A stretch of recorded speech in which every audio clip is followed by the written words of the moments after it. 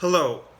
The following are a couple character witness testimonies from before this started from state employees. I was, when this all began, I was not understanding of like the conspiring and corruption that was going behind closed doors, so I thought it was happening for no reason. Everybody that I worked for knew I was a strong human rights advocate, advocate for the people, knew that it was costing me my family. They knew my ex-wife had a problem with addiction and I was an excellent father and where my children belonged. So they knew that I belonged caring for the disabled, being the voice of those without a voice, and caring for my children, which have all been jeopardized, put in harm's way. And even my reputation, as you guys may have investigated and know from the past, that people, when self-preservation comes up, they can get nasty when it comes to defamation, coercion, falsification. There's been so many lies out there. It is absolutely paramount my Sixth Amendment gets respected, because there's so much stuff that I want to just face. Okay, I will beep out the names, but so I'm sitting at home one day when this all starts and people know that the state's messed up. They know the police are conspiring in there, and the police have done everything to slander my name, defame my name in order to justify their illegal actions, right? Along with the state. It's all a big obstruction of justice, or you can call it a perversion of the course of justice case, in which myself and my family, my children, are suffering, have suffered, and the pain and sufferings are, and the longevity and severity thereof are beyond belief. So I'm sitting at home one day and I get these from state employees. I believe actually every one of these people still work for the state of Iowa with the disabled. But they surprised me. I didn't ask them for them. I didn't need nothing coerced. I don't need to do what the other party does. Like, I'm absolutely a great man, and they have slandered and defamed my name when I've worked so hard through so many trials and tribulations to develop my character. To whom it may concern, I have had the pleasure of knowing and working personally with Mr. Camarillo for several years. We were employed at a facility where he and I had to deal with many potentially harmful individuals in very stressful situations. Mr. Camarillo handled each situation with safety, dignity, and respect for the individual in care. Mr. Camarillo was always properly composed and followed all policies and procedures we were instructed and trained on. And Mr. Camarillo never wavered from these teachings. Mr. Camarillo gained admiration from the individuals, and when working on the unit, they looked forward to seeing him, and he enjoyed being with them. The character of Mr. Camarillo is that of an individual I am proud to call my friend, and I am quite selective in this area. And Mr. Camarillo is the kind of man that if I called on day or night would come help me with no questions asked, and I would do the same for him. On many occasions, Mr. Camarillo shared stories of his children and countless pictures of activities he enjoyed with them, such as bike riding, nature hikes, fishing, hunting, time spent at parks and family functions. He truly loves his girls and delights in each moment spent with them, and I firmly believe he is an example of what a true father is. In this world today of immediate self-gratification and what can someone do for me, Mr. Camarillo is a giving, caring person, and his thought process is first and foremost of what can I do to help. Mr. Camarillo is also an individual who proudly served our country in the Marine Corps and has my utmost respect and admiration for serving in the military. Again, I would like to state I am proud to call Mr. Camarillo a very good friend, and I value that friendship highly. When speaking to Mr. Camarillo, I have witnessed his pride and love for his daughters, family, and friends. His children are what he lives for, and that is expressed in his eyes and smile on his face when we have spoken of them. There are very few examples of great fathers nowadays, but he is a prime example of what I feel is a great father. Now, not that age matters, but this is an older gentleman, 50 to 60 years old. I mean, so he's got some wisdom behind his belt. He's not just some young gun shooting from the lip and the hip, right? These are true character-like, and I'm absolutely disgusted with my name being defamed. And I mean, I am been no perfect individual my entire life, man. I've been a sinning saint, but I've always had a great heart, been a great father, and cared for those around me. Human rights, civil rights, constitutional rights, man. I've advocated for them, and my leadership has forced my children to hurt. Another state of Iowa employee. I, beep beep, employed by the state of Iowa, do hereby certify that Rudy Camarillo is personally known to me and is of good moral character. I've been personally acquainted with Rudy Camarillo for 15 years and 9 months in the following capacity. I've known Rudy through work and for years now outside of work. He is an outstanding friend and worker I've grown to rely on. More importantly, Rudy Camarillo is an exceptional father to his 2 little girls. I have seen firsthand the love and compassion displayed between father and daughter. They truly adore their father. It pains me to see such an amazing father be stripped of his fatherly duties under such unfortunate circumstances. Despite everything he's been through, however, Rudy Camarillo has comported himself in a dignified and respectful manner. If a father is deserving of his children and career, it is my good friend and former co-worker, Rudy Camarillo. Please take this into consideration when making your final determination. Now, this unlawful termination, I was going for 100% custody of my kids after 50-50 bi-weekly, like 1 week by 1 week. Only 3 of those 52 exchanges, their mother was present. She had an injection problem, and I was trying to save my children, but she had inappropriate ties with the local law enforcement, with the married officer. She's out partying and drinking with the chief. I mean, I believe that chief's been demoted, and another one that she was associated with was promoted. Just a big mess. So there's already been reprimands had and stuff like that, but nobody will address the pain, sufferings, and the damages done in my life and my children's life. They simply make them worse. My children have been traumatized by these individuals in the name of self-preservation, and I do not like it. I've been drugged through the dirt, but every time they kick me while I'm down, my children are also rolling around the dirt, and I will not stand for that. I need an American advocate to step up, just as I did for those without a voice. To whom it may concern, my name is E, and I first met Rudy when he came to the PM shift at Glenwood Resource Center in my residence 472, with clients being older, higher-end care men. Rudy impressed me and all who worked with me as a dedicated, caring young man who truly cared for everyone he had in his cares. Later, he volunteered to move units so his wife, that was a new hire, did not have to work a behavioral unit. He volunteered with manager's permission to trade houses for his wife's safety. She was later let go for legal reasons. She tried fighting a police officer when she showed up at my house after drinking and drugging all night, and me and my children were just sleeping. Then she caused a big ruckus. They showed up. She got a little antsy, got arrested. There goes her state career. I'm back to being the only one that's worked and provided for 10 years. This was detrimental. Rudy has always put his children first. He moved to the AM shift so he could care for them and be home with them in the evenings. I had to. And not work. He takes his girls fishing, hiking, boating, swimming, shopping. He builds them doll houses, doll beds. They are constantly busy and learning new things with their father every day. Rudy was an excellent advocate for the men that did not have a voice, always speaking up for them, writing letters for them, even if it meant putting his job on the line to do so. That means those without a voice and stuff, when their human rights, their constitutional and civil rights are being violated, I stepped up as a mandatory reporter, as an advocate. I stepped up. I said, if you would not do this to yourself, your children, me, you will not do it to these gentlemen simply because they have a lower IQ and no voice.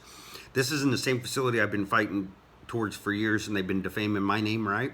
Well, just last year, Department of Justice and FBI stepped in there. After I've been previously for 3 years, going at it with them, saying, hey, I said, hey, these 10 guys aren't going to make it. 2 years later, I go back and 5 of them are dead. Well, just last year, FBI, DOJ went in there, found him guilty of human experimenting. So, it's not without substance. Rudy has always been a stand-up man, and his children are his world, his heart and soul. His children are completely happy with him and feel safe when they're with their dad. I could go on, but I've acknowledged firsthand the integrity of this gentleman. He wants his children to be safe, stable, and happy, and in a stable environment. He wants for his girls the best life possible, what every parent should strive for. A better life than what they had is exactly what Rudy strives for. And that was all taken for them. I am available anytime if you care to contact me. He has proudly served our country, but first and foremost, he is a loving man and father. Another state of Iowa employee. Still currently work there. I've known Rudy Camarillo since high school, my sophomore year, and I have worked with him in the Glenwood Resource Center since July of 2012. Rudy has always taken pride in what he does and thrives to always get better. No matter what unit he worked in, he always showed the individuals in care respect and always ensured their safety. He has always been a very honest and dependable coworker and friend. During the time he was at Glenwood Resource Center, I have noticed he has always treated the individuals in care with dignity and respect. When at work, he always had a smile on his face and would tell everyone He has shown patience and has always followed policies and procedures during stressful times at the workplace when dealing with behaviors. And Rudy Camarillo seemed to be very good at helping them solve their problems or issues they were having that day. I do feel Rudy is a good advocate for the individuals in care, and they seem to enjoy him when he was at work. Are we catching on? I didn't ask for any of these. I didn't say, hey, write this, write that. They're all saying the same thing. I was a strong advocate. And the reason they highlight that I follow policy and procedure, because I ensured that everybody around me followed policy and procedure for their well-being, for the well-being of those in care, and for the sake of human and constitutional civil rights.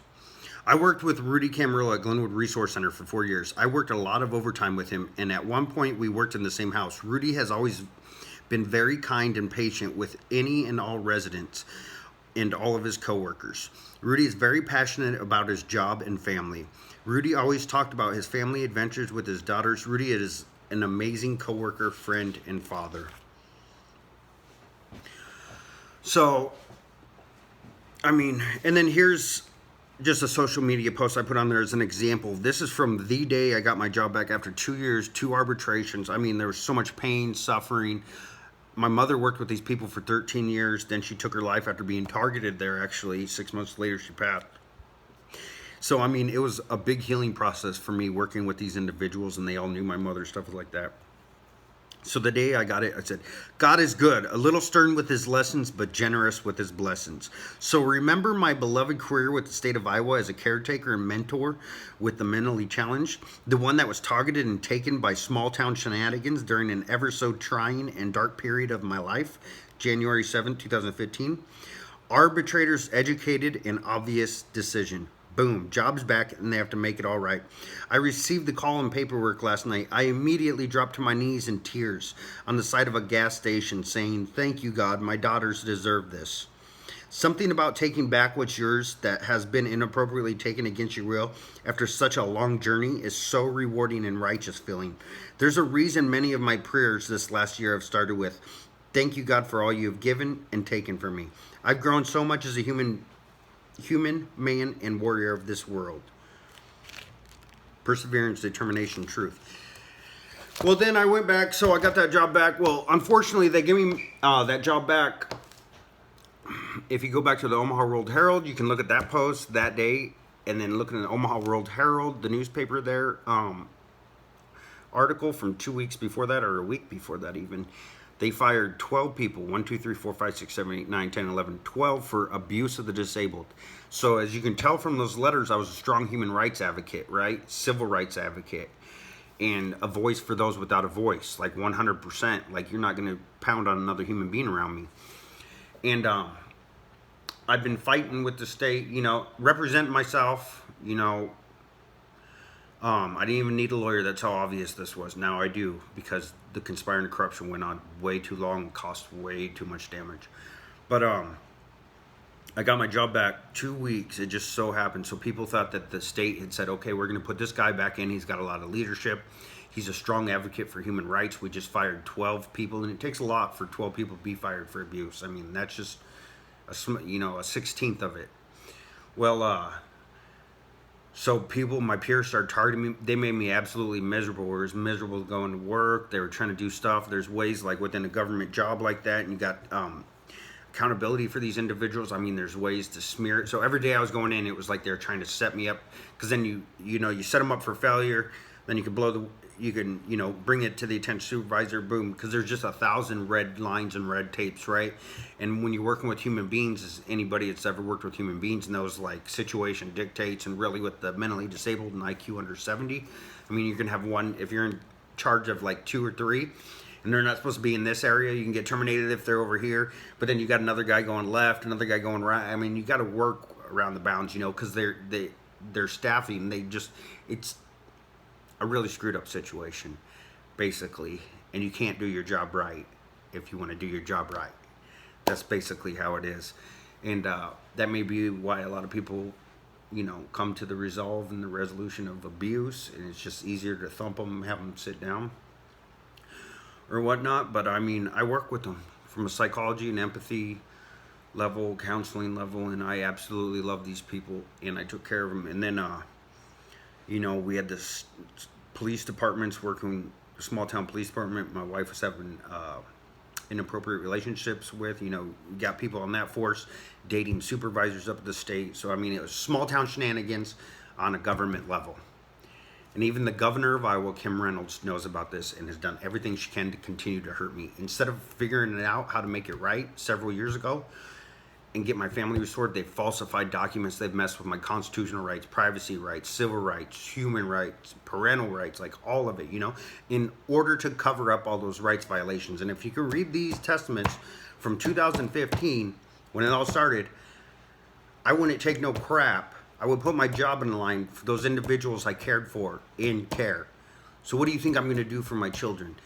And then they've systematically oppressed me through the defamation and stuff, not respecting my Sixth Amendment. Like, this is why I need someone out there to make one of the largest differences in some children's life in the direction of their next 60 years and my life by advocating. Someone with the title, someone with the education, someone with the drive and the will to be a true advocate in a day and age where it's a good old boy system. Systematic oppression dominates, and then sheep will just feed off of example. Like, I need someone that will stand up for someone that stands up for someone.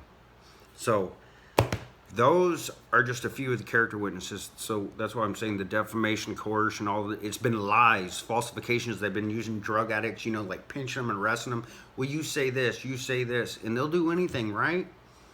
Like, I mean, I've been spending $120, every 90 days, get a hair follicle test for 5 years because I went through a bunch of emotional distress. And if you understand the damages of emotional distress and stuff like that, they show up as signs of drug, like irritability, depression, weight loss. Like, and I've went through it all, but now I got 5 years worth of hair follicle tests say, no, you geniuses. Like, you guys are putting more emotional distress on me to capitalize on the emotional distress and the effects of it.